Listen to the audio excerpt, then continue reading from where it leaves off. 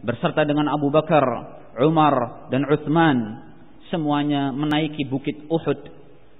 Ternyata sesaat setelah mereka berada di atas puncak gunung Uhud, gunung tersebut pun bergoncang. Maka Rasulullah SAW menghentakkan kakinya ke atas gunung Uhud dan mengatakan, "Usbut ya Uhud, fama 'alaika illa nabi wa siddiq wa syahidan." Tenanglah wahai Uhud, sungguh sekarang tidak ada di atasmu kecuali seorang nabi, orang yang jujur, yakni Abu Bakar As-Siddiq, dan dua orang yang akan mati syahid, yaitu Umar dan Utsman radhiyallahu taala anhuma.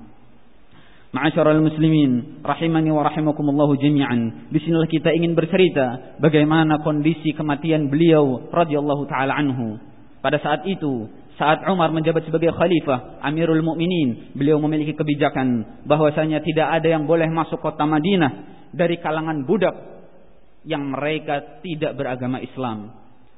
Maka Al-Mughirah bin Syu'bah yang kala itu menjadi seorang gubernur di negeri Kufah mengirimkan surat kepada Amirul Mukminin yang isinya meminta izin agar budaknya yang pandai dalam segala urusan, dia adalah orang yang pandai untuk merakit senjata, membuat senjata, bahkan dia orang yang pandai untuk mengukir kerajinan-kerajinan kayu dan lainnya, agar orang ini diizinkan masuk ke kota Madinah mengajarkan kaum muslimin di sana.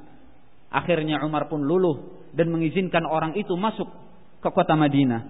Orang itu bernama Abu Lu'lu'ah Al-Majusi. Abu Lu'lu'ah Al-Majusi adalah orang yang telah ditetapkan oleh Al-Mughirah bin Syu'bah bahwasanya setiap bulannya dari hasil upah pekerjaannya harus menyetorkan kepada Al-Mughirah bin Syu'bah sebanyak 100 dirham. Maka akhirnya Abu Lu'lu'ah mengeluhkan hal ini kepada Amirul Mukminin Umar ibn al-Khattab, bahwasanya apa yang diminta oleh Mughirah atas pekerjaannya ini terlalu berlebihan. Maka Umar radhiyallahu taala anhu mengatakan, "Ma kharajuka bikatsirin fi jambi ma ta'mal." Tidaklah apa yang kau berikan kepada Mughirah itu sebanding dengan besarnya pendapatanmu untuk mengajari kaum muslimin. Mendengar kalimat ini, Abu Lu'lu'ah langsung benci kepada Umar dan mengatakan keadilannya hanya untuk orang-orang selainku. Akhirnya berselang beberapa waktu, Umar ibn al-Khattab kembali melewati Abu Lu'lu'ah Al-Majusi yang kala itu sedang bermuka masam. Kemudian Umar menyapanya dan mengatakan, "Bukankah aku mendengar engkau orang yang pandai untuk membuat sesuatu? Buatkanlah sesuatu untuk kami agar kami bisa merasa tenang." Maka Abu Lu'lu'ah pun mengatakan kepada Umar, "La asna'anna laka raha yatahaddatsu an-nasu biha." Aku akan membuatmu sesuatu agar engkau bisa tenang dan manusia akan membicarakan hal itu selamanya. Mendengar kalimat ini, Umar ibn al-Khattab langsung menoleh ke arah para sahabatnya dan mengatakan, "Tawa'adanil 'abd." Budak ini telah mengancamku. Ternyata benar. Pada hari Rabu, tepatnya pada tanggal 23 Dzulhijjah, saat waktu salat fajar, Abu Lu'lu'ah telah masuk bersembunyi di dalam masjid Rasulullah sallallahu alaihi wasallam.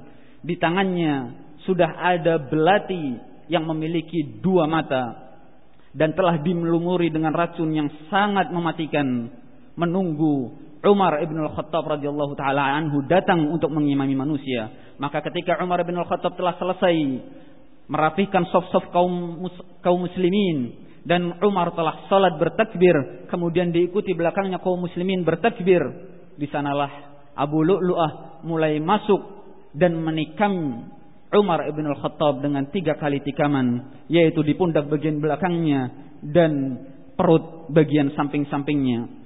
Setelah itu, ucapan yang keluar dari Umar ibn al-Khattab adalah "Wa kana amrullahi qadaran maqdura."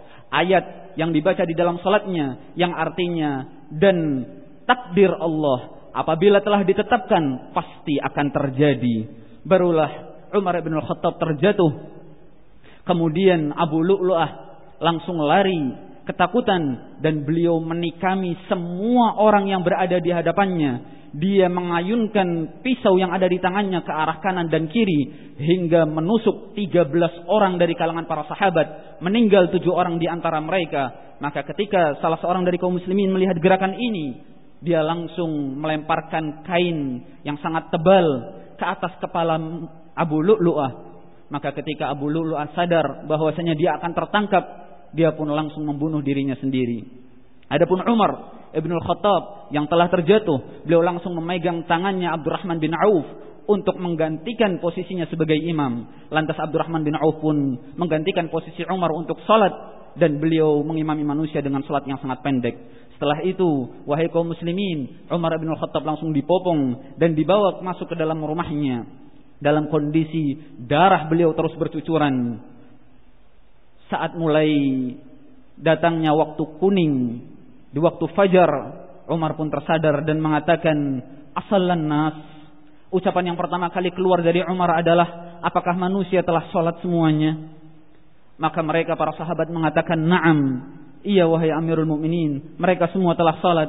Maka Umar mengatakan, "Ala la Islam liman tarakas salah." Ketahuilah, tidak teranggap orang itu sebagai orang muslim kalau dia meninggalkan salat. Maka beliau pun langsung berwudu dan salat dalam kondisi darahnya terus bercucuran. Kata anaknya Abdullah ibnu Umar, salat dalam kondisi bersandar di atas tubuhku dan aku berusaha menutup celah lubang yang ada di perutnya dengan jari tengahku.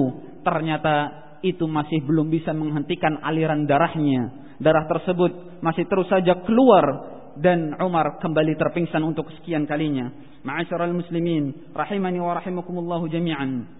Setelah itu, setelah selesai salat, Umar bin Khattab memanggil Abdullah bin Abbas, kemudian mengatakan, "Wahai Abdullah bin Abbas, pergilah engkau cari tahu kepada rakyatku, apakah mereka menginginkan hal ini? Apakah mereka tahu tentang rencana ini?" Maka kata Abdullah bin Abbas radhiyallahu taala anhu, ketika mendapati manusia, mereka semua mengatakan, "Ma'adzallah, ma'alimna wa la tala'na." Kami semua berlindung kepada Allah. Sungguh kami tidak tahu apapun dan kami tidak ikutan sama sekali dalam rencana ini. Bahkan di dalam sebuah riwayat, ucapan Umar ibn Khattab, dikarenakan beliau khawatir kalau jangan sampai dia memiliki dosa di tengah-tengah rakyatnya yang dia tidak sadar, kemudian membuat rakyatnya menjadi marah dan melakukan hal yang seperti ini. Namun ternyata ketika Abdullah bin Abbas melintasi semua orang yang ada, semuanya tidak saling berbicara, mereka semua saling menangis terseduh-seduh, layaknya mereka semua kehilangan anak-anak lelaki mereka yang perjaka. Maka ketika aku menyampaikan hal ini, kata Abdullah bin Abbas kepada Umar, aku lihat wajah kegembiraan dari mukanya. Ma'asyiral muslimin rahimani wa rahimakumullahu jami'an. Bahkan mereka manusia selalu mengatakan, demi Allah, kalau sekiranya Allah bisa menambah lagi usia Umar ibn al-Khattab walaupun dengan mengurangi jatah usia kami, niscaya kami akan rela untuk itu semua. Ma'asyiral muslimin rahimani wa rahimakumullahu jami'an. Tidak sampai situ, ketika Umar ibn al-Khattab radhiyallahu taala anhu mengetahui bahwasanya pembunuhnya adalah Abu Lu'lu'ah al-Majusi, beliau mengatakan, alhamdulillah alladzi lam yaj'al qatili yuhajuni 'indallahi bisajdatin sajadaha qat.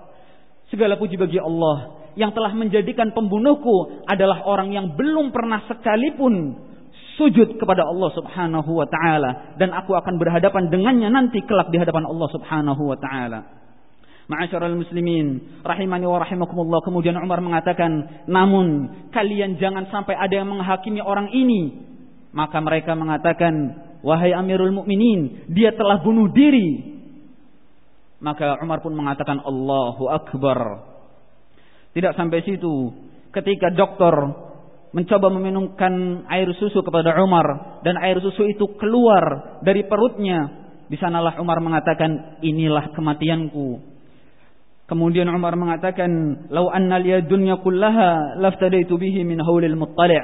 Kalau seandainya saja aku memiliki dunia ini dan seisinya, niscaya aku akan jadikan itu semua sebagai tebusan agar aku bisa aman ketika nanti sebentar lagi aku akan berjumpa dengan Allah subhanahu wa ta'ala. Karena banyaknya kekeliruan dan kurangnya amalku di hadapan Allah Subhanahu wa taala. Maka ketika mendengar hal itu, seluruh kaum muslimin mulai berduyun-duyun mendatangi Umar ibn al-Khattab, menyanjungnya, menenangkannya. Namun setiap kali mereka datang, Umar selalu mengatakan, innal maghruru man taghurruna. Orang yang sombong itu adalah orang yang tertipu dengan pujian-pujian kalian. Lantas datang seorang pemuda dan mengatakan kepada Amirul Mukminin Umar bin Al-Khattab, "Abshir ya Amirul Mukminin, bi busyrallahi lak min suhbati Rasulillah sallallahu alaihi wasallam wa qadamun fil Islam ma qad amilta thumma wulita fa'adalta thumma syahadah qala waditu anna dhalika kafaf la liya wala alai." Seorang pemuda tadi mengatakan, "Gembiralah wahai Amirul Mukminin, karena sungguh Allah telah memilihkanmu sebagai sahabat tercintanya Rasulullah sallallahu alaihi wasallam.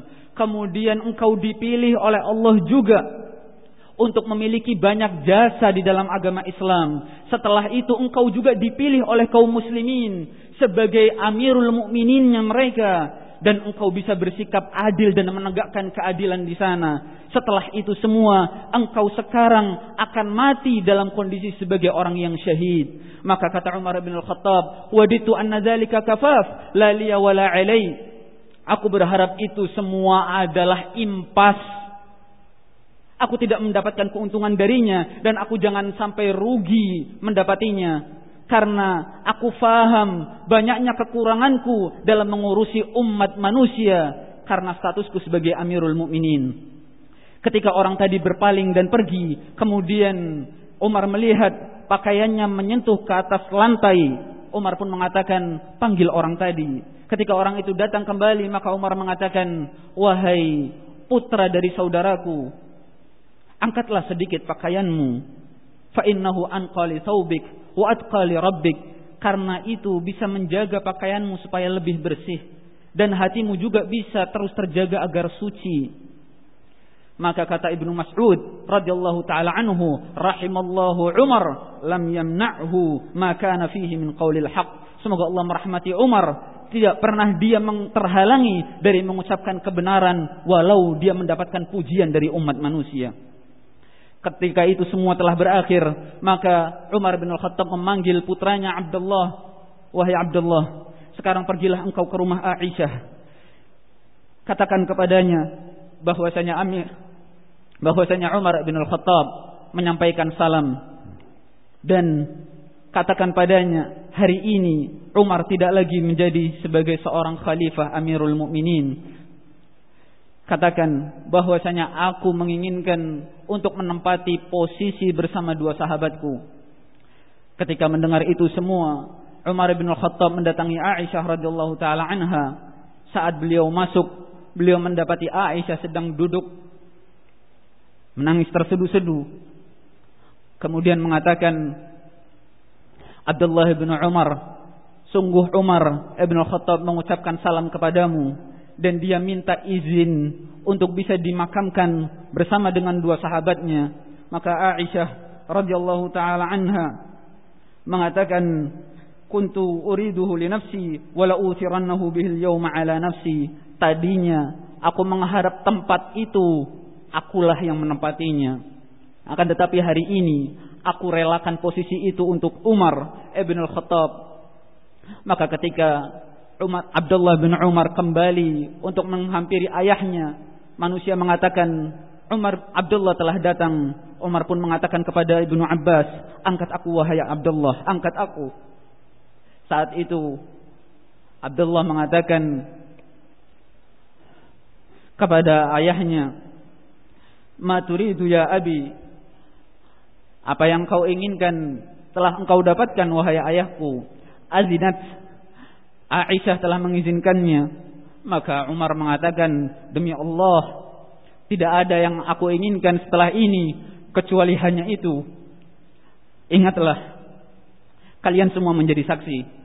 Apabila nanti aku telah meninggal dan aku kalian bawa di atas pundak-pundak kalian, sebelum kalian masuk, kalian tetap minta izin kepada Aisyah. Jika dia memang benar-benar mengizinkanku, lanjutkanlah aku untuk masuk ke dalam rumahnya, dan makamkanlah aku bersama dengan dua sahabatku. Namun apabila dia menolak, maka tolong keluarkan aku dan kembalikan aku serta kuburkan aku di pemakaman kaum muslimin. Aqulu ma tasma'un wa astaghfirullah li wa lakum wa li sairil muslimin min kulli dhanb fastaghfiruhu innahu huwal ghafurur rahim.